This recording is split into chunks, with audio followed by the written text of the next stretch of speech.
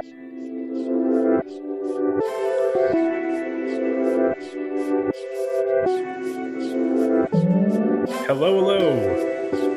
Welcome to the Make It While You Fake It podcast. A podcast about running a custom furniture and woodworking business while also trying to start a community makerspace outside of Philly. All without having any formal education in woodworking or in business. I'm Dan Skirma from Woe Shop Woodworking and Monco Makers, and I'm glad that you're here with us.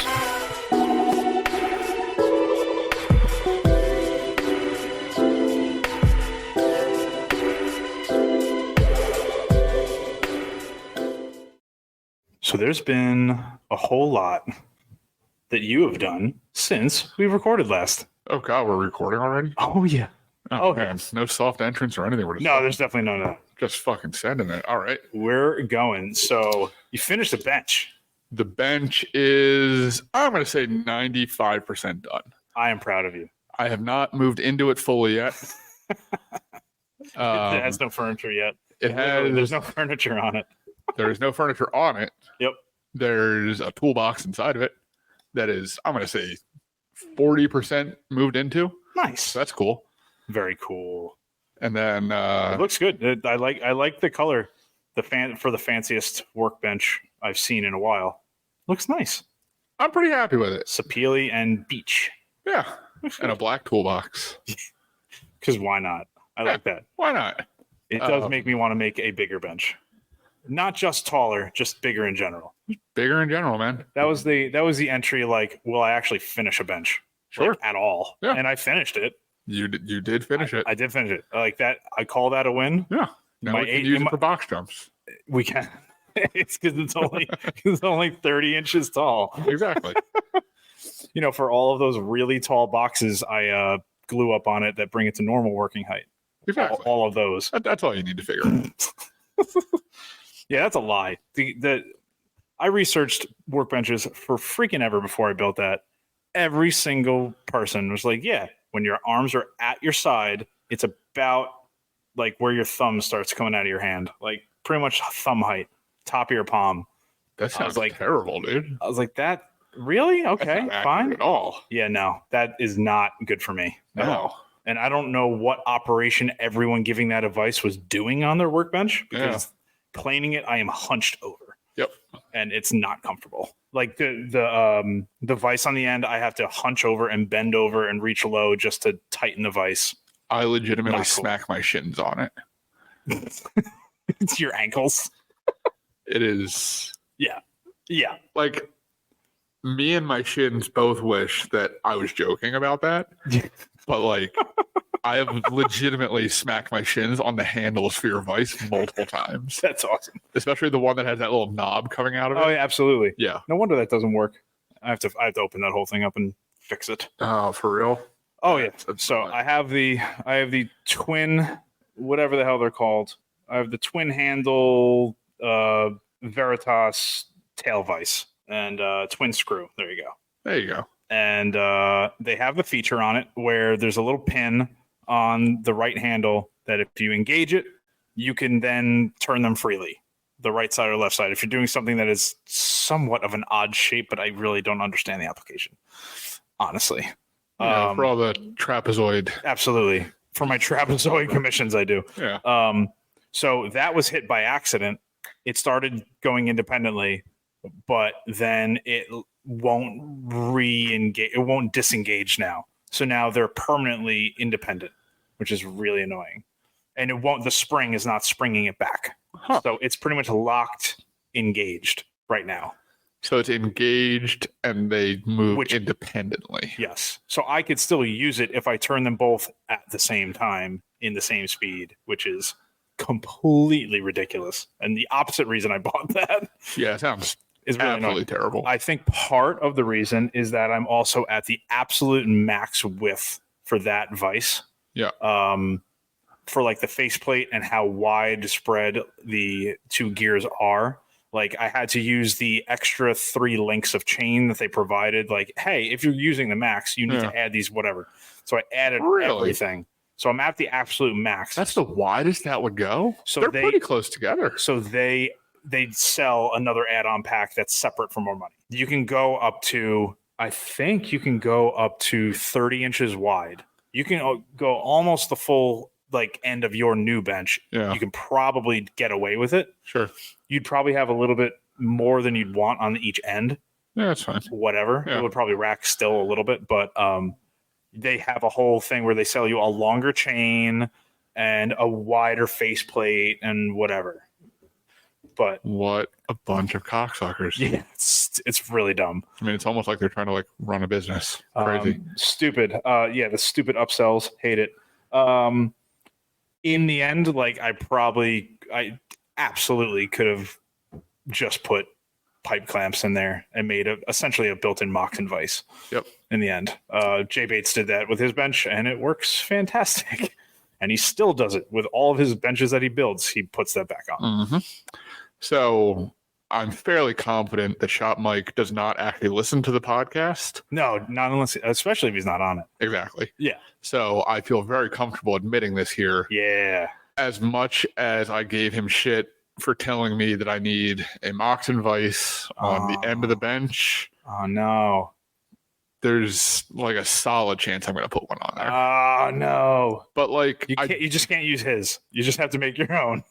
Oh, absolutely. His would, no, his would look like way. a turd compared to your very nice new bench. Yeah, no, that was made out of cutoffs from a chair project we were doing. Yeah. Very functional, mind you. Yeah, it's fine. I really like the hardware. Going from your old bench that had zero work holding. Yeah, exactly. Yeah. But yeah, no, I will admit that the more that I look at the bench, the more it needs something on the other end opposite the leg vise. Yeah. Yeah. But until I find a reason to do it, I'm probably not going to do it. I like it. The more I thought about it, that's the thing. It's one of those things because making a bench in your shop is never a priority, obviously, because you're definitely not getting paid anything to do it. Yeah, exactly. It's just kind of annoying. It's big. It takes up space. Like you're not doing other commission projects. For sure. So I'm impressed that both of us finished benches. Uh-huh. Huge win. Huge win. Where was I going with that? But I do think if that's all we did for 6-8 hours a day, it's a week-long immersive class. I think if people wanted to like legitimately make workbenches, if it were in the immersive class, people could do it. It's their problem to move it afterwards and all that. They have to come with a trailer, a moving van, or a truck or something. But I think that could be a cool class. Now, I don't know, because I feel like a lot of the immersive classes won't be something that you're making that you're going to go do at home for the most part. A lot of it's skill building. Sure. Like everyone that takes those rocking chair classes and the Windsor chairs, they're not going home and making more Windsor chairs. No. But I feel like a workbench, it's like if you're in an immersive class, I feel like you're probably a higher probability to be a member. Sure. But if they're a member, on second thought, they don't need a workbench. That's what I mean. And on second thought, if you are like, especially if you're not in the area, if you're even coming in for an immersive class for a week, A, you can't get that thing home. But B, that means that you're already somewhat well established in your own shop. You probably have something already. Yeah. So like I kind of teeter-totter on how successful that class might be for the amount of material needed, the size. Like it's a lot of stuff everywhere. So the idea of an immersive class based around the process of building a bench is cool. Yeah. It's a really neat idea, and I think it would be a great thing that we could put on maybe once a year and have it be a weekend class. Yeah. Where you don't actually build a bench. You go over the thought process behind building a bench, the processes.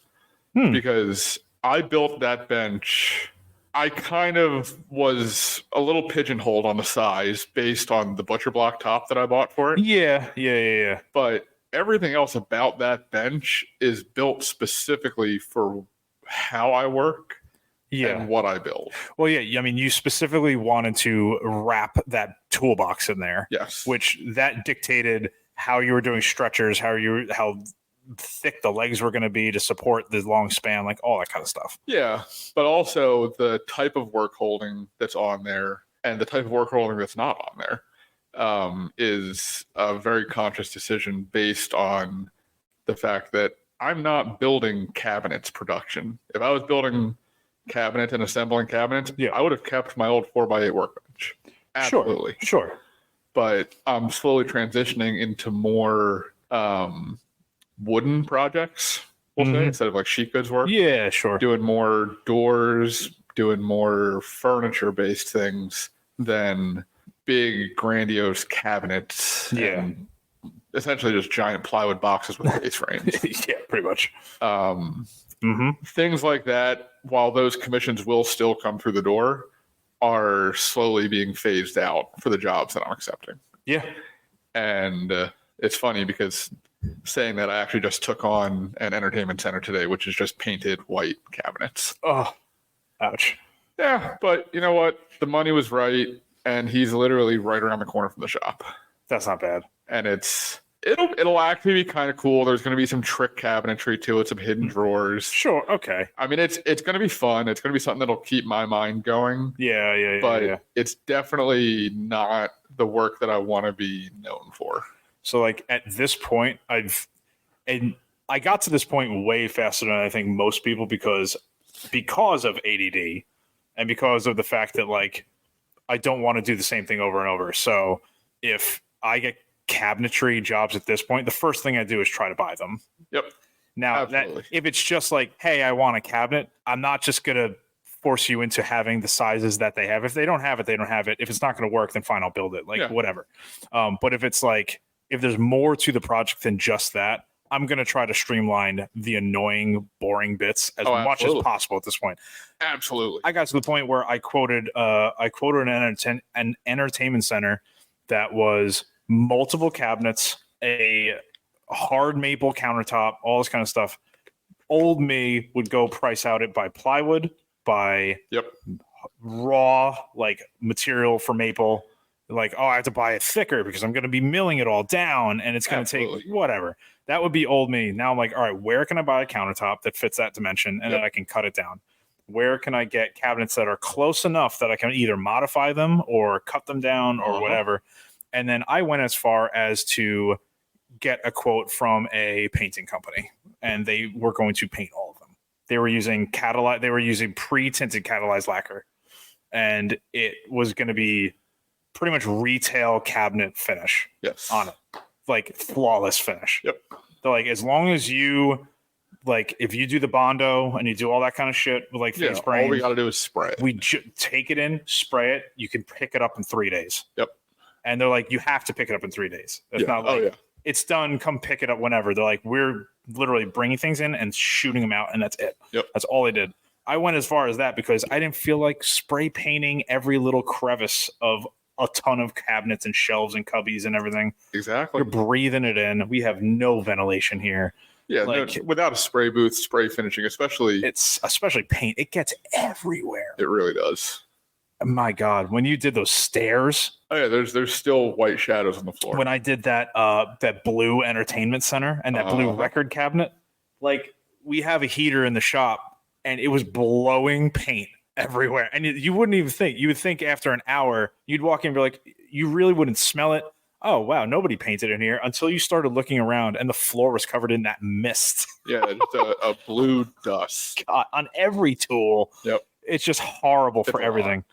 Especially the amount of electronics. We don't even have a lot in here. But we have a laser and a computer for the CNC and a laptop and recording equipment now. Like, it's just horrible for business. So whole situation. So I literally went to that length to try to not do painted cabinetry anymore. Yeah. So, I mean, I can give you the name. The guy actually wasn't bad for painting it white if you don't want to paint it white in here. Yeah, definitely. But other things that happened since the last recording of the podcast. Yeah. We now have a table saw blade holder. Big news, fellas. Big news in the shop. Big news. Table saw blades are now nice and neatly stacked. It's awesome. Now they're just belly slicers if you walk by them too closely. Yeah, no, I have definitely caught my shin on Already? once. They've been here for a week.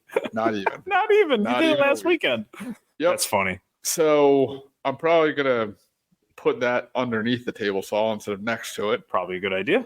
Just the little things. Yeah. But yeah, that's organized. Yep. You can see, I'm going to say you can see 95% of the open shop floor. That is a huge win. That's a win. For right now, that's a huge win. Absolutely. A little bit of dust here and there, but like for the most part, pretty clean. So other thing, news as of maybe 4 hours ago is that we now have a storage unit for the makerspace. So all of this stuff that I've been slowly acquiring will now have a home for now that is not in the middle of our shop, which is good. Because right now it's just taking up a ton of space. So as of this point, just looking around, we got my printing press, the letter press. We have a drill press from Chris Cash that is literally just going to be in the reception area because it's cool looking from the early 1900s. I have another pretty much a new old stock Delta drill press. I wouldn't, at this point, I don't know if I would consider this an extra bandsaw because we kind of use it all the time and it has a small blade on it. But we also have that one. So I have never used the Bailey. Oh, I use it all the time. I see. Yeah. Honestly, I think I like the Powermatic because the table because it's gigantic height. The table is legitimately a foot taller. Oh, at least. It's also on a massive shop made. Yeah, it's on a relatively tall dolly. base. The dolly probably adds at least 6 inches to the height of it. But yeah, it's a nice, tall... I'll be honest, for doing like resaw work with like a 1-inch blade, yeah, a waist height table, fine, whatever. I'm just pushing boards straight through it. Sure. But if I'm doing like intricate curves and stuff, I like the table being a little bit higher up. I get that. No, I totally get that. I originally, so I wanted this just because the price was right. First off, sure, because I got that bandsaw for $300. And retail, it's I don't know why it's this expensive. Whatever, but I think brand new, it's like $2,400 or something like that. It's kind of ridiculous. Their stuff does really expensive. It commands a high price, and it's not like it's even that great of a motor. Like, I don't understand why it's so expensive. I couldn't tell you. Yeah, I'll be honest. Up until very recently, I was not aware that Bailey was a woodworking company. Yeah, I've only ever seen them as a metalworking manufacturer. You never see them in shops, to be honest. Like, they have them. It's kind of like the amount of stuff Grizzly makes that I didn't even know they made is kind of ridiculous. I mean, Grizzly's all over the place. They really, really are. They are. They go into plumbing stuff. They go into contractor stuff. Grizzly has a lot of machinery that they make. Yep. So Bailey's the same way. I never see their stuff used outside of their bandsaw and like some sanders, maybe an occasional shaper I see, but they have table saws. I've never seen a table saw from Bailey from anywhere. No. But either way, like that can go in the storage unit, probably open up space. All that kind of stuff that's just literally taking up room that we're going to have to move eventually anyway. Yeah. I'd rather have it not in the way, all in one spot. Yeah, so. No, that's a good point. Especially now that we're starting to do more and more projects in the shop. Now the weather's getting nicer. Yep. It'll be good to get some of the lesser used equipment into secondary storage. Now, that being said, it is not climate controlled storage. That's not ideal. So I am probably going to have to cake everything in T9 or something so that they don't rust, especially in summer. Yeah, because the shop's being super dry and an outdoor unit going to be super moist. Yep. I'm probably gonna have to cake everything. Yeah, and just leave it. I think that's their thing. They have other products, but for T9, you can just spray it and just not wipe it off. Yep. I think you just literally just fucking cake it off. Yes. It's what's this stuff called? Bow Shield. Bow Shield. Yeah. Yeah. I mean, that's pretty much what is covering your Delta drill press right now. Yeah, more or That less. still has like the original factory oil all Yep. over it. Also, not the direct real reason I haven't had time, but the secondary reason is like I knew I was going to move that, and I'm not going to get it all ready. No, There's no point. I would just leave it the way it is. I'm just leaving it. Yep. Yeah, no, it's but it's good because that's going to definitely free up some space in here. Sure. And having a storage unit is going to be helpful. It's not huge. I think I got a 10 by 20. It's fine for now. Like That's huge. for this stuff. Well, that's the thing. This stuff, big unit. This stuff, potential of this old guy's basement with another table saw, another joiner, a whole bunch of hand tools, 50, 60 clamps, which I don't want to bring all of them in here. We don't have room for them all. They'll end up on the ground. But a lot of that kind of stuff. True. Potential for the dual head drum sander, which I think I'm going to get. I really want it. I think I'm going to get it. I would like to go on record saying it's a bad idea. Yeah. No, I really want it. Honestly, I mostly want it for cutting board classes. Especially end grain cutting board classes, everything like that. It's just too much of a pain in the ass otherwise to flatten those. Especially for new people who are clamping shit and it's just way out. Like you have to then go through a little mini surfacing jig with like router and all that kind of crap. It's just like annoying. With a wide belt sander, we used to go through an entire class of end grain butcher block, which was, I believe that class ran with either 8 or 10 people. Yeah, no, those were large. Because you would have at least 4, and mostly there were couples. A lot of those were couples. And we would be done flattening and sanding all of their cutting boards in 25, 30 minutes tops. That's not bad. And it's all how you glue it up. There's a special procedure for it. Absolutely. And once you get that nailed down for your classes, they're really not bad. That's cool. It is really not bad. They're doing all calls with some tape on them, shit like that. No, actually, just these guys, the bar clamps, the parallel jaw guys. Yeah, dude, those jaws are great for it. You just got to make sure everything is pressed down against them. Yes. And you're gluing it up on a flat surface. Yeah, that makes sense. Because I mean that's one of the biggest things that goes wrong with cutting board glue ups. That I mean we've all seen it happen. Yep. And somebody will glue something up with a set of F clamps. Yeah. And they'll put it on a pile of lumber. It's pulling it into a smile. Yeah, like it looks like a fucking egg noodle. Yeah. By the time it's all done. Yep. And when you run it through the planer, by the time you get both sides flat, if you get both sides flat, there's nothing. It's left. A quarter of an inch. Yeah. There's nothing left. Yeah. You can't do anything with that. Yep. I mean, honestly, if I have blanks that are glued, I honestly don't see the point of making end grain cutting boards anymore unless someone specifically commissioned me to do it. No, they're dumb. They're cool and all, and I get that like you can make some really cool shit. You can make cool patterns. You can do all that stuff. It's so much work. There's no money in it.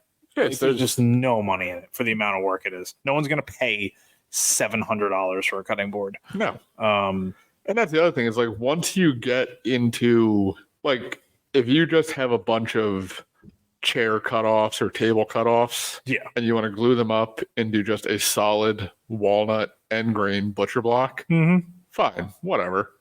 You can probably actually recoup some money on that. Yeah. But once you get into like even just a basic brick end grain butcher block, there's 5 different glue up steps.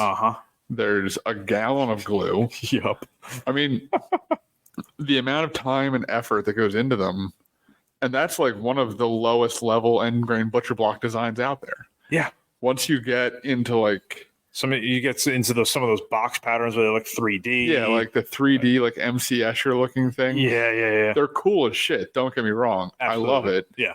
Mad respect to everybody that does those. Yep. But the amount of waste from those between planing, all the little angle cutoffs, it's insane. And I can't imagine you make any money doing that. No. And then when I've seen what gets me is if I have nothing else to watch, I'll just go down a YouTube thing. Like, let's see what someone's doing with cutting boards. I will like literally just put it on blindly in the background sometimes. Yep. And sometimes when you're like, oh, I see their pattern, and before they do it, I try to figure out how they're doing it with the pattern. Like, what are the sections they're making? But then I realize, this guy is making them section at a time. Oh, yeah. I was like, oh God, no, no, that's horrible. Even what's his face? Bourbon Moth did a cutting board not too long ago. Who is that? You know him so many times. Yeah. Yes. Well, let me look him up. You know him. You know him. You know him very well. I gotta look at some of his projects. He's the guy with the beard who made a lawnmower into a tank and drove it around his neighborhood. That's how he got famous during 2020. He was all over the news. He legitimately made an army tank that he climbed into out of his lawnmower, which was fantastic. I mean, shout out Marvin Haymeyer, but yeah. But he made a cutting board recently that was like moon shapes and smiles and all sorts of combination of epoxy and wood and bandsaw cuts and evening them out to get them to fit. And it turned out so good. There's no way I'd have patience enough to clean up every single one of the cuts for that thing. Just absolutely no way. But all that, I think we're 4 tangents deep. I think that tying it back to, I still want to buy the double drum sander. I'm not comparing it at all to a belt sander. I think the belt sander, we already have it. It just has to be fixed up. It's still going to exist, but I still want it because the price is right and it's cool. And I used my drum sander a lot when I had one. Now, that all being said, that was also 4 years ago at this point when I wasn't doing certain things in certain ways. So maybe I wouldn't use it as much anymore, but exactly. You never know. The more you know, the less you want to use a drum sander. If you have the option to use a belt sander. Yeah, I guess, you know. Oh, I have seen a couple of this guy's projects floating around the internet. Yeah, he does some quality shit. So he did contracting for a while. So he's a woodworker who knows all the contractor tricks of the trade. Sure. So when he builds cabinetry and stuff, he knows exactly where to cut it long, exactly where to put stuff to scribe. He knows how to do all built-ins in a really solid way. Sure. So like if you're patching it, I'm only hand brushing like the finish on the face frame so that when I'm on site, I can hand brush the patch so it matches exactly like shit like that. Oh, wow. He definitely started out as a contractor. Yes. He's out here doing lap joints with a fucking chop saw. I love it.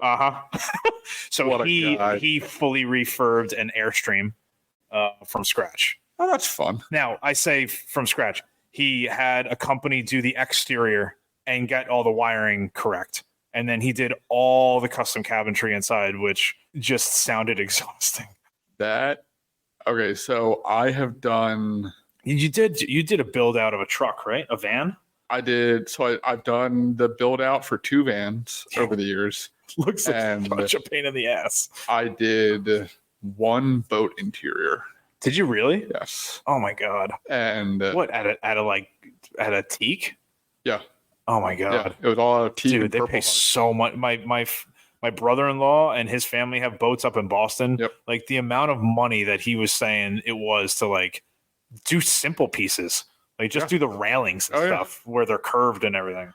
So that's the hardest part about working on the inside of a curved surface is you're coping literally everything. Yeah. You're making square boxes fit into a round hole. That's what he did with that Airstream for every single thing. It was so exhausting to watch. I think he did it over 7 or 8 videos because it took him so long to do it. Sure. Oh wow. Yeah.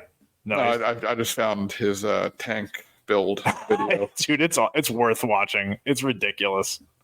He made like the actual track rotated with the wheels. It's so sick. It's a little bit less Marvin Haymeyer than I was hoping for, but Still very cool. It was all, and it still cut grass. That's what I love about it. So he still ran around his yard cutting the grass with it. Yeah, This awesome. Yeah, it's a lot. That was a 2020 COVID build. Drives right through a fence. I love it. This is fantastic. He puts like the eye black and a helmet on. Yep. He's like chugging around through the neighborhood. That is It's awesome. That is just a dude with time on his hands. Yep, he did during lockdown. Him and his son just like went ham building that thing. Awesome. Yeah, no, this dude's certified. This is cool. But it would probably either way, follow him again. Even one step bringing us back. That is why I got a 10 by 20 storage unit, because I feel like I wanted enough space so I didn't have to move all the shit again. Sure, yeah. But yeah, shout out to Lucas up there in Boston. You need to make Jake and I an engine hoist that goes on a truck hitch. I need that. Now that we all know your secrets on how you get heavy shit into your basement, I need that so that I could move heavy shit at a storage unit where I have access to nothing. So I mean, it's not much of a secret. He's been posting about it for a while now. Yeah, but literally every time I see it come across my feed, I have such a fucking fangirl moment. I realized today there's like a joke around the internet that like autistic people are really fascinated by trains. Okay. It's a thing on the internet. And I realized earlier today, actually, I was driving to work and an oversized like mobile crane drove next to me on Horsham Road. And I got like you're like a kid seeing trash truck. Like I got like audibly excited. Yes, look at it. It's so cool. I'm pretty sure I'm so like sitting alone in my car driving to work. I'm pretty sure out loud I said, "Hell yeah, dude, that's fucking sick." Who am I talking to? Yeah, I had that little moment of self-introspection. Signal to roll down the window so you could like put your arm up. Yeah, like a big rig. But yeah, no, I realized today that I am just extremely fascinated by things that lift other things and move them places. Nice. So you are a child. I am. Actually, so fun fact. Just like trash truck. Like today was trash day. Oh, yeah. And Harley was home from school. As soon as she heard it, run into the window. She's 7. She's seen it 100 times. At least. She's been on our forklift while we're driving around. Like, she's done some cool stuff. Mm-hmm. But yeah, still amazing. So that's you with cranes. Yeah. And honestly, the more I thought about it, the more it kind of makes sense. So when I was growing up, normally like when your youngest is just at home and you need to occupy him, what do you put on the TV for him? Bluey. I've never watched an episode, but I am familiar with it. It's fantastic. I have heard of it. I am the dad, which is what I like about it. So there you go. Yeah. So when I was younger, Bob and Patty had a VHS tape that was like something out of like either the History Channel or the Discovery Channel on just like heavy equipment, big machines and excavators and mining equipment and stuff. Nice. And I used to watch that for hours on repeat. Explains so much. Yep. That explains so much. And that was my mindless entertainment growing up. And like I was thinking about today after I got like weirdly excited. This is Bob and Patty's fault. Exactly. It all started. Exactly. Sitting there laying on the couch. It all started with Bob and Patty and growing up with excavators on the TV. Yep. But I used to be obsessed with like Tonka trucks and stuff like that. Nice. That's nice. That is between that and just like going to job sites with my dad growing up. That would be really cool. Those were like some of the best things that my parents did for me. So like long-term investment stuff. So I've been putting it off until they were old enough. I feel like the two are old enough. This summer, because I feel like at this point you're gonna like it as much as them. Okay. We going to Diggerland? Want to go? Ooh.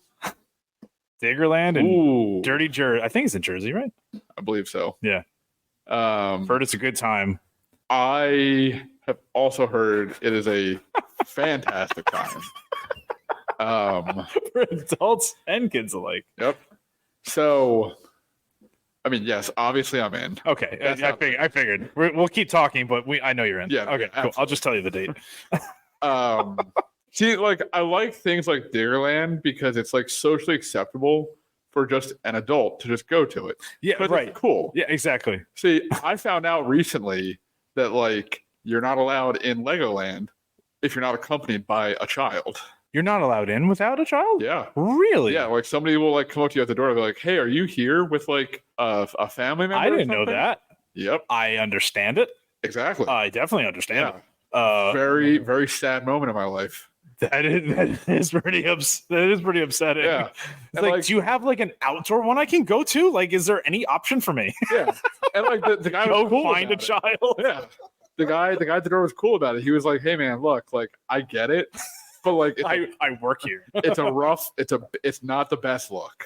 So did he just give you an application? Like, you can come in if you work here. No. Hire me for a day. Diggerland, super exciting. I think that's gonna be fun. Yeah. That's a nice little like random Sunday road trip. Where is Diggerland? It's in Jersey, but I don't know where. So I thought it was in Jersey, but they have it on billboards of the PA Turnpike going west, which makes no sense, which is why I thought for a minute maybe it was out in like Lancaster or something. But I actually don't know where it is. It is in West Berlin, New Jersey. Yeah, so like the billboards don't even make sense. You're literally driving the wrong way when they put billboards up. Oh my god, yo, this is wild, dude! It's insane. There are age brackets and height requirements and everything for every ride, but like they go up pretty high. Like there's stuff that you can't do, I don't think, until you're 12. Like for a lot of the stuff, because you're legitimately moving actual machines. Yeah, which is really freaking cool. I mean, like I'm looking at machines, and then like the next page over, they have a water park. It's a whole thing. Oh, dude, this is actually pretty cool. And what they should do, if they don't have it already, is have a pool jump or something. Yeah, where you are swinging from an excavator arm and they just throw you. That would be awesome, like hillbilly style. I think that could be pretty cool. I mean, I've seen a lot of that on the internet. That's a cool picture. That's cool. Promising. That's very promising. It's one of those pirate ships, except the whole thing is an excavator bucket. Yeah. That's awesome. I'm in. Let's go to Diggerland. Nice. That sounds great. Sweet. You know what? If you're a patron of the show, I'll take you to Diggerland. Ooh. So, speaking of that, first paid patron. Oh, man. How did you not talk about that already? Dude, yeah, huge. It's Keith. Keith from Blackthorn Concepts is our first patron. You're going to be getting some fun stuff in the mail. I will be asking for your address because I need that first. But we're definitely going to build you some cool stuff. We finally got the logo made for the Makerspace. Super stoked about that. So I have a t-shirt order in. So we're going to get some shirts for promos and stuff like that. But you're definitely going to be getting a shirt. Oh, yeah. We're going to be building you something. I don't know what yet, but it's going to be cool. It'll be cool. We'll make sure it's cool. And Keith, you know what? Keith's quite a guy. He gave me a metal lathe last time I was up there. Cool dude. I like him. What a nice guy. He's a Met fan. My man. He's a what? He's a Met fan. They play baseball. Oh. Yes. Yeah, you fit into the crowd of what are sports. What is sports? I mean, I know you went to a Phillies game recently. I did. That was also a revelation. It was a really good time. But you also had hot dogs every inning. I might have. Yeah. That might have happened. Nice. So when you first said that, I thought you meant like not like the Mets, because I didn't hear the S on the end. I just heard the Met. Well, he's a Met fan. Well, a Mets fan, I guess. He was just like a connoisseur of the arts. Well, I mean, he kind of is. He kind of is. Symphony every now and then. Well, his Make What You Fear entry was he was hand painting lettering on a machine that was being restored. Make What You Fear? Yeah, man. You gotta listen to their podcast more. They have a podcast called the Working Hands Podcast. Okay. And the soap company. Was that The soap company. the soap company, Working Yeah. Hands? Yeah. So they ran a contest called Make What You Fear, and you had to submit and make some posts and whatever, but Okay. just make stuff that scared you that you always wanted to do, but something was holding you back from trying it or whatever. That's so people cool were as shit. so I love that. So people were submitting some of the submissions were completely over the top. Like, I've always wanted to renovate my bathroom, and now it's like this gorgeous. Like, okay, that was a lot. All right. I Like, mean, sure. It's a lot. Take whatever It's like motivation you need. It's like, Sure. or I wanted to make a cutting board, and now I made it. Like, there's different levels, All right. but they weren't judging it on level and scale and whatever. Sure. It was really just coolness factor and whatever. Yeah, just get out of your own box. But one of the things that he was working on was I think, if I'm wrong on most things, I think he was hand painting lettering on one of the tools that he was restoring, like pinstripe lettering kind of stuff. like that. Yeah, Ooh, like love that. freehand. That's cool as shit. And he said that he wasn't like super happy with it. He's happy he did it. I saw it. It looked great. Yeah, it looked awesome. that's cool. Very, very cool. But yeah, so if you need another podcast, which I know you do, Working Hands podcast, Keith and Tony, Canadian Tony, great guys. They do a fun podcast about tools and making and wood and metal and all this fun stuff. But yeah, Keith, huge shout out to you. Super stoked that you're, our first patron. Hell yeah, dude. We'll be introducing other tiers to the Patreon level with varying things. We're actually going to put a little bit more thought into the different levels and some perks and stuff that we're going to do. I don't know if it'll be, stuff like after shows or some invites to Zoom calls during the month or stuff like that. Maybe you get some classes or a class or something when in the makerspace when we open, stuff like that. We'll put together some sort of fun packages. Yeah. I figured it out. You figured it out. What? I figured out the bench that we could do as a class. and to further prove how the ADHD brain works, you need to step away and then come back, and then step away and come back. And while talking about something for 35 minutes, you have come up with the idea. I'm a big fan of just letting it marinate for a little bit. Is it a knockdown bench? No. Okay. I guess technically it could be if you don't put glue. Screw it and glue it. Yeah. Okay. I've seen them call different things on the internet. They're like it's a hybrid between like a traditional joiner's bench and a sawyer's bench. Some people call them beam benches. Some people call them like apartment benches. But it's literally just it's a small bench. Is it the one that you could sit on and even use as like a shave horse, or not shave horse? To like handsaw boards, like stuff like that? You could, yes. Is it a tripod? No. It's not that one. Okay. So it's essentially a really wide sawhorse. So the whole bench. Yeah. I've seen people would make these back when I was in design school. They would make them for their apartments and stuff. Yeah. And they would go to Home Depot and they would get like 3 8-foot 2x12s. Yeah. Laminate them together. Yep. Literally no tools needed except for a drill. Yep. You just screw and glue everything together. Mm-hmm. And then you drill whatever holdfast holes you want on it. You screw whatever vise you want on to the end. And you can either glue and screw legs to it, or if you want to go more of a traditional route, you can kind of like dovetail them in. Yeah, right. You kind of slot them in at like an angle. Yeah. Yeah. And then you end up with this bench that's about I know what you're twice talking about. as wide at the base as it is at the top. And the top, by the time you're all done, you plane the sides down by hand, so they're all nice and smooth. You don't have like the dumb rounded 12 edges. Yeah. But you end up with a work surface that's whatever a 2x12 is, 10.5, 11.5 inches wide, however long you made it. And it gives you a bench that you can make a lot of stuff on. I mean, it provides most of the necessary work holding for 90% of woodworking. Yeah, I mean, especially if you're in an apartment setting or you're doing hand tool work or whatever, Exactly. you're golden with that. Yeah. I mean, they're not super heavy by the time they're all done. And I mean, I mean, I've seen a buddy of mine when I was in college had one that had a 3-foot wide Moxon vise. Oh yeah. Because it's literally just a giant board, essentially. Yeah. No, that's cool. No, that could be very cool. And it's something that it'll be really easy to take that bench and apply it and like teach them the principles of designing a bench for what you're going to use a bench for. Well, that especially, and the basics of you need it to be heavy enough where it can withstand weight if you're on it or whatever you're working on. Exactly. It has to be designed in a way that it's not going to rack when you're hand planing it. Yep.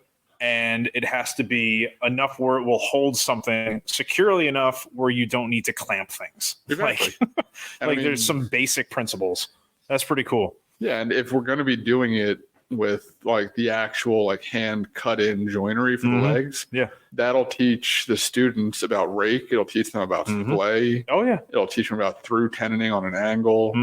How to put the tenons in, how to put the wedges in. And that's the thing. As simple as that could be, it has so many lessons in there that could be a fully immersive course for a week or even a weekend or whatever. Absolutely. And I mean, that's the thing. So that you could teach that class as a weekend class. That could be a 2-day, 2 consecutive Saturdays, that kind of thing. And you could literally just go over the concepts, the history of benches, different ways of work holding, things like that. Honestly, the bench itself could be used in demo days that we have, like happy hours and stuff like that. And I mean, that a bench like that, realistically, if you either make your own hold fast hardware and like work holding stuff, like I tend to do around here, or you just get like Harbor Freight clamps and that kind of thing, and you modify them to work. You could have a fully functioning workbench for like under $100. Yeah, that could be really cool. So I mean, like the entry level for the class very low. The material cost super low, and you walk away with a workbench. That is legitimately a little more than half the width of your bench. No, that's pretty sweet. I like that. And there are a lot of different people that would be interested in having that. Like, I'm either getting into woodworking or I'm already into woodworking, but I have an apartment.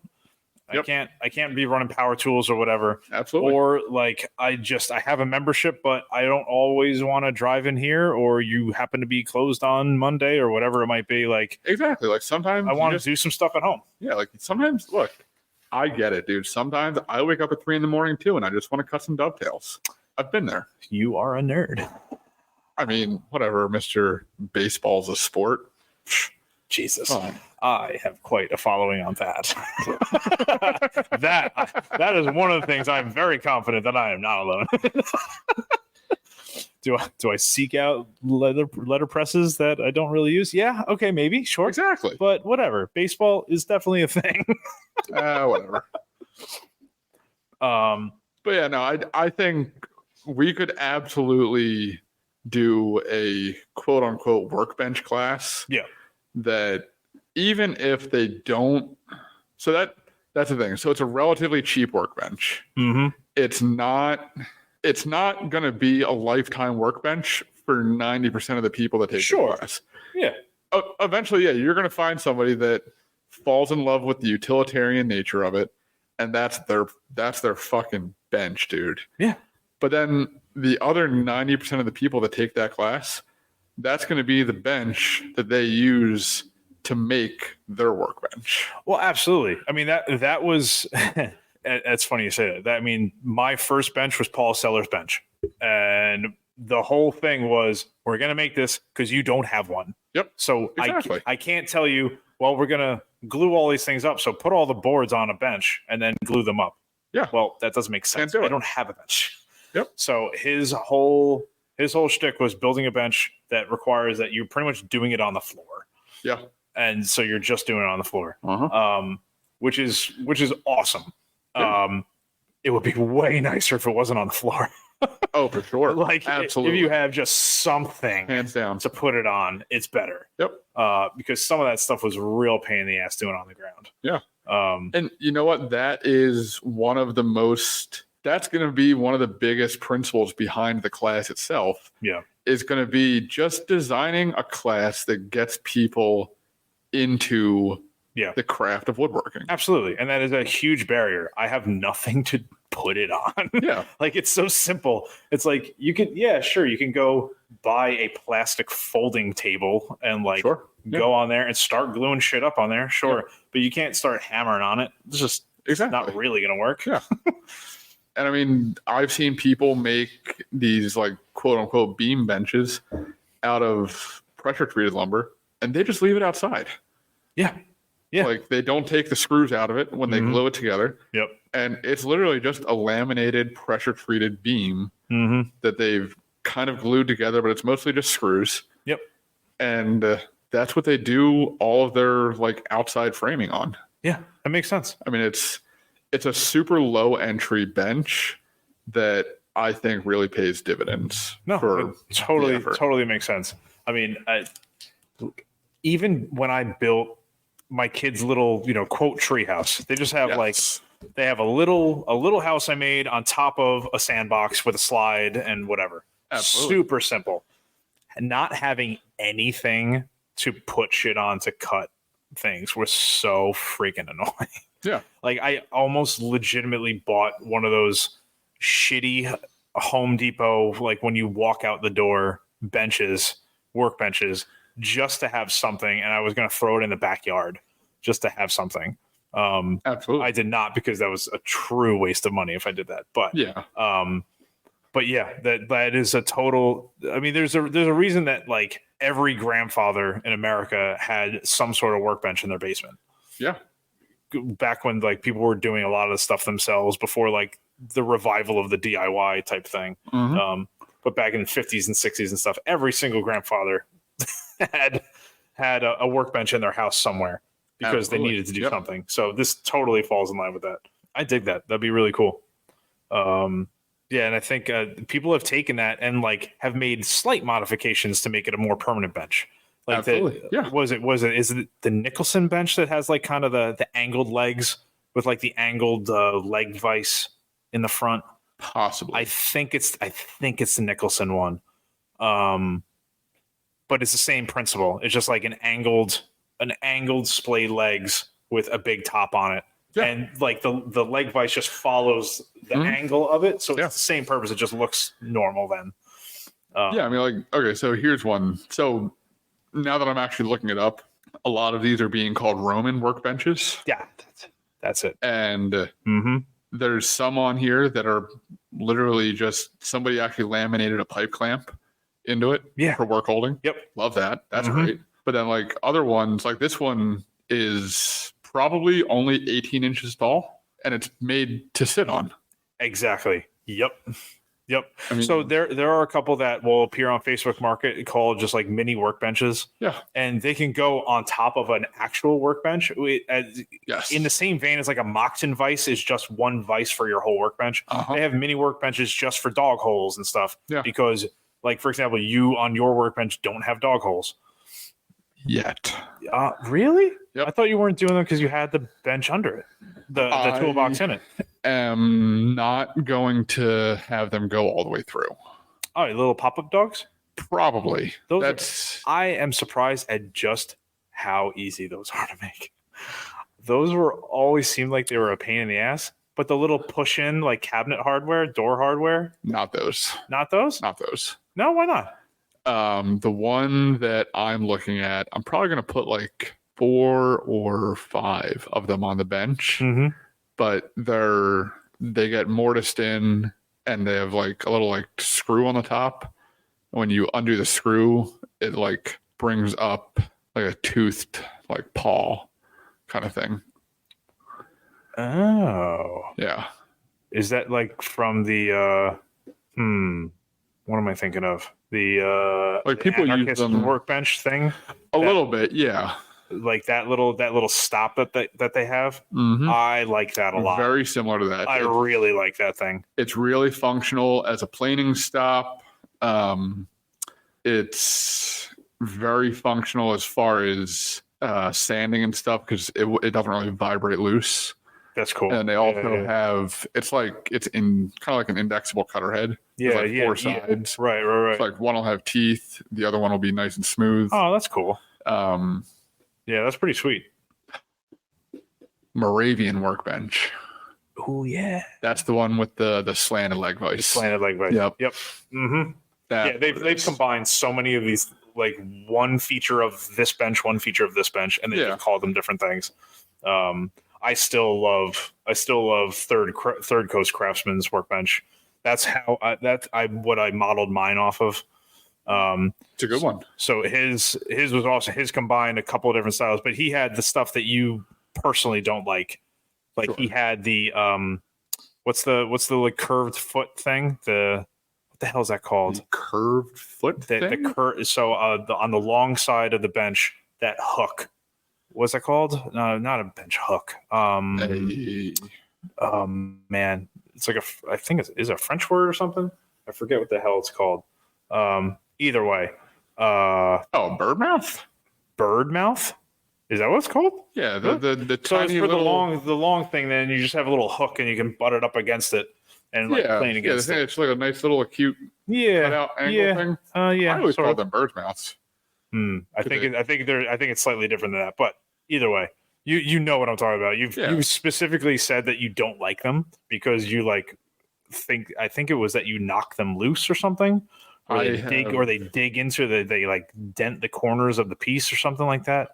Yeah, I mean, I had one time that I built into a temporary bench. Yeah. Because I was doing a lot of like edge painting and stuff. Right. And I split it in half. Oh, really? Yeah. I hit a knot while I was planing. Oh, no. And I can't imagine that I was pushing that hard while I was planing. Yeah. But I guess just the shock of it over time, and it split it.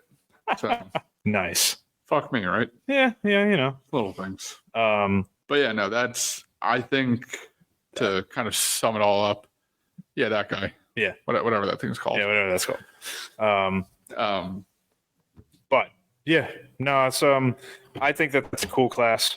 I'm excited about having these types of conversations in classes. I think it'd be really fun.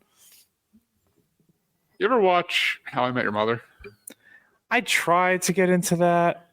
Not so much. I think I got through season 1. Okay, so but now at this point, I have no time to watch TV. Later on in the show, the female star, the one with the dark hair, she got a job as like a news anchor. Okay, and she has this terrible habit of saying "but yeah, and in the show. They all made like a drinking game where they would watch. Nice. They would watch her newscast at like 3 a.m. at the bar. That's awesome. And every time she said, "but they would take a drink. Oh, nice. And I'm just sitting here kind of listening to us as we talk. Yeah.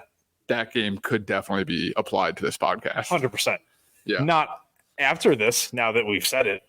But well, and he's drinking. There it goes. Nice.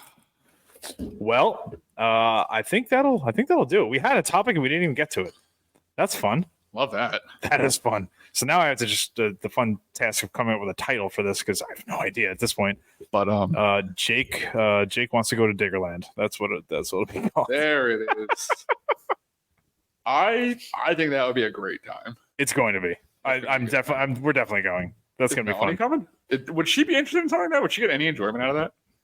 I don't know. I know that she would like to just because the kids are doing fun stuff. Sure. But her personally, I don't know if she would get anything out of that. I don't know. See, this is a fun thing. This is where when I have her on next, it's like we should have her on after the trip to Diggerland to get her reaction. There we go. Mom's review of Diggerland. Yeah, there it is. I think that would be valuable for a lot of people. You know what? That might be the episode that like makes the podcast take. That's it. We're reviewing Diggerland. that's the crossover to like the Household Moms podcast network. Well, you know what? Every year Well, we'll just say this now. We're just, we're doing it live. Monco Makers will have one Saturday a year where we're just not open because the entire staff gets to go to Diggerland. Not where I thought that was going, but I'm on board. I think that'd be fun. Yeah. Kind of like a little annual outing. Sure. For no reason at all. Bring kids, don't bring them. Who cares? We're all going. It'll be a lot of fun. Or plot twist. Yeah. Something that will be much more useful to us on a day-to-day basis. Oh, I was going to say drinking in Diggerland. Okay, what? We just buy an excavator. Our Diggerland's us going in the back. Exactly. Let's throw the trash around from the dumpsters. This will be great. I mean, look, the sawdust has to go somewhere. It does. Just throw it up in the air. Oh, that could be fun. There it is. What's that? I mean, that's a great title right there. The sawdust has to go somewhere. It's so irrelevant. I know, exactly. They're gonna listen to the whole fucking episode. But where does it go? Exactly. Cliffhanger that never gets answered. Nice. Well, that'll be our class where we have scouts come in and make fire starters with wax and all the sawdust. Yeah, there you go. And then they get excited, and then they take all the sawdust from the shop, which is good for us. Exactly. I like that. So classes We're should giving always, back. We're giving back. Classes should always kill more than one bird per stone. Yeah. Okay. Exactly. Sure, that works. That's the formula. Get all the scouts really interested in taking out our sawdust garbage. Yeah, it's perfect. Uh-huh. Nice. They're going for their environmental badge. The recycling. Take the non-walnut batches to the farms. Yeah. All the stuff. Sure. Yeah. I'm on board. Anyway, let's wrap this up. We're wrapping it up. So I'm Dan. You can find me at Woe Shop Woodworking on Instagram. That's Jake from J Roger Design. Yeah. Also, check out the Instagram. We're gonna have a new post coming soon. We are. Well, I am. Oh, really? Yeah. On the internet? On the internet. Yeah. We're posting. Hell yeah. Well, if you want to support the show, like Keith does from Blackthorn Concepts, who is the man. You can go to patreon.com/Monco Makers. We're recording every week. We're going to keep this going because it's a lot of fun. And we're going to keep telling you about how we're going to open this makerspace, hell or high water. And we'll see you next week, I guess. Because why not? Why not? It's a good time. Later, y'all. Later.